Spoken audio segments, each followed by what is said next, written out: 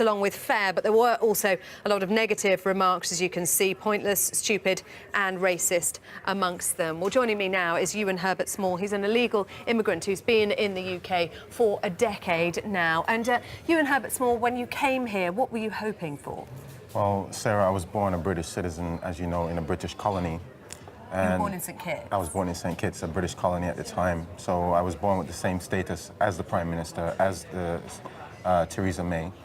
And even when I was born, I required permission to come to the United Kingdom, which, you know, I thought was a draconic measure.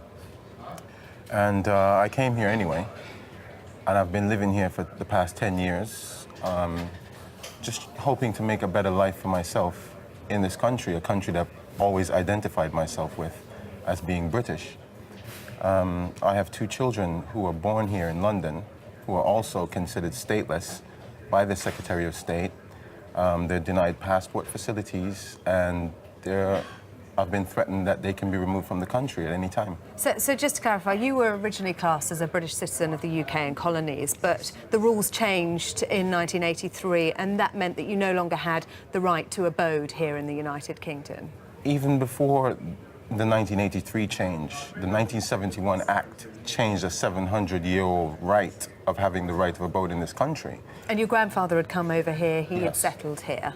He'd settled here in the 50s, and according to a Freedom of Information request from the Home Office, he was not required to register or naturalize because he was already a citizen of the UK and colonies. However, if he were, say, an American or a German citizen and he had registered in the UK, then I would be able to benefit, which doesn't make much sense. So what's happened to you? You came here, but you are classed as an illegal immigrant. What's happened to you since? Well, I've been arrested and detained up to 3 times. And what were conditions like when you were arrested and detained? I spent 3.5 months in Harmondsworth, and most of the time there I was in solitary confinement simply because I was denied my ethnic and cultural food.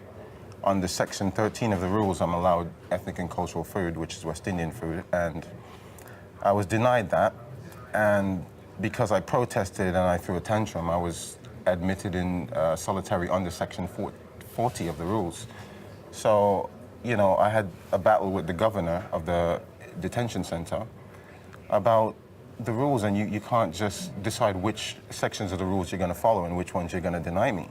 So you've been arrested and detained 3 times. You've said that you were kept in solitary confinement, that conditions weren't at all pleasant. No. You have appealed against deportation successfully. So what does that now mean for you? You can't be deported, but you're not meant to be here.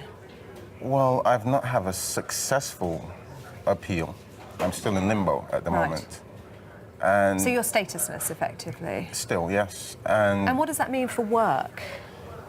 I'm How not do you allowed to survive work. financially? I'm not allowed to work. I'm not allowed to claim any benefits. And, you know, I have tried to work in the past, and it's very difficult getting employed without papers. You know, no employer wants to accept liability of £10,000 fine, no matter how good you are. I work in IT, and it's just difficult to find work without papers. So what is the answer for you? Well, I would appeal to the Immigration Minister and the Secretary of State to review the rules, the laws that have discriminated against British colonies, namely those in the Caribbean. For instance, when I was born, when I was young, the Falkland Islanders had a right of abode in this country. They're also a colony, a predominantly white colony, and my colony didn't have those rights.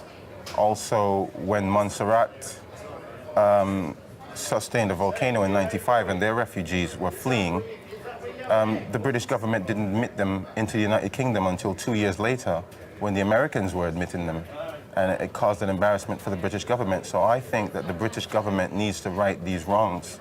OK, Ewan Herbert Small, that's all we've got time for. Thanks very much indeed for talking to us. Thank you. Cheers.